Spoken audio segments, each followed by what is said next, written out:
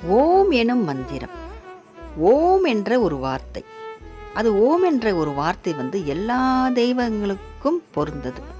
ஓம்னாலே எல்லா தெய்வங்களுக்கும் கும்பிட்ட ஒரு பலன். எல்லா தெய்வங்களையும் நான் வணங்குறேன். எல்லா தெய்வங்களையும் இக்கணத்தில் நான் நினச்சி வணங்குறேன் அப்படின்னு ஓம் என்னும் ஒரு வார்த்தை, ஓம் என்னும் ஒரு எழுத்து. அந்த ஓம் என்ற எழுத்துக்கு சொந்தக்காரர் நம்ம முருகர். அந்த ஓம்னாலே முருகர் தான். ஓம் சுற்றி நம்ம முருகரை சுற்றி ஓம் இருக்கும். அந்த ஓம்ன்ற வார்த்தை தான் உலகத்தோட ஒளி. அப்போது அந்த முருகனை நம்ம வணங்கும் போது உலகத்தில் இருக்க எல்லா தெய்வங்களும், அது எந்த மதத்தை சேர்ந்த தெய்வமாக கூட இருக்கட்டும், எல்லா மதத்தை சேர்ந்த தெய்வமும் ஒரு கல்லாக இருந்தாலும் கடவுள்னு சொல்கிறோம் இல்லைங்களா. தூண்லையும் இருப்பார், துரும்புலையும் இருப்பாருன்னு சொல்கிறோம், காற்றுல இருக்கார், பஞ்சபூதங்களில் இருக்காருன்னு நம்ம சொல்கிறோம். எல்லா தெய்வங்களும் ஒன்று சேர்ந்து எல்லாம் ஒரு அற்புதமான சக்தி பிரதிபலிக்கக்கூடிய சக்தியை ஓம்ன்ற வார்த்தையில் அடங்கியிருக்கு.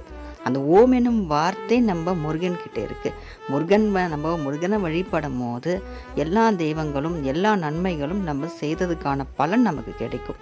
நல்லது எப்போவுமே நம்ம கூட இருக்கும். பெரியவங்க சொல்லுவாங்க தெரியுங்களா, நல்லது செஞ்சால் நல்லது நடக்கும் அப்படின்னு. அந்த நல்லது நம்மக்கிட்டே இருக்கும். நல்லது செய்யணும் என்ற குணம் நம்மக்கிட்ட இருக்கும். யாருக்குமே உதவணுன்ற ஒரு சிந்தனை நம்மக்கிட்ட இருக்கும். நம்ம முருகனை வழிபடும் போதே நமக்கு எல்லா குணமும் நல்லவும் நம்மக்கிட்ட வந்துடும். யாரை பார்த்தாலும் ஒரு இறக்க குணம் நமக்கு வரும். நம்ம பெருந்தன்மையாக நடந்துக்கணுன்ற ஒரு எண்ணம் நம்மக்கிட்ட கூடியிருக்கும். பெரியவங்களாக இருக்கட்டும், சின்னவங்களாக இருக்கட்டும், அவங்கவுங்க வயசுக்கு தகுந்த மாதிரி ஒரு வாழ்க்கையை நம்ம மாற்றம் நமக்கு வந்துடும் முருகனை வணங்கும் போதே. அதனால் இந்த ஓம் என்றும் வார்த்தை ரொம்ப ஒரு அற்புதமான வார்த்தை, ரொம்ப உன்னதமான வார்த்தை, பரிசுத்தமான ஒரு வார்த்தை. அந்த ஓம் என்னும் வார்த்தைக்கு, ஓம் என்றும் எழுத்துக்கு சொந்தக்காரர் நம்ம முருகர். முருகனை வழிபடும் போது இந்த உலகமே முருகனோட வசம். அப்படி இருக்கும்போது நம்ம முருகன் வழிபாடு பண்ணுறோம். உலகத்தில் எந்த மூலையில் எந்த ஒரு கஷ்டம் யார் முருகன் பக்தர் பட்டாலும் முருகனுக்கு தெரியும். முருகன் கை கொடுத்து காப்பாற்றுவார், கண்ணெடுத்து பார்ப்பார். நம்ம முருகான்னு சொல்லும் போது நம்ம எங்கே இருந்தாலும் சரி, கோயிலுக்கு போய் தான் வணங்கணும் கிடையாது, நம்ம எந்த மூலையில் இருந்தாலும் முருகன் கண் திறந்து பார்ப்பார்.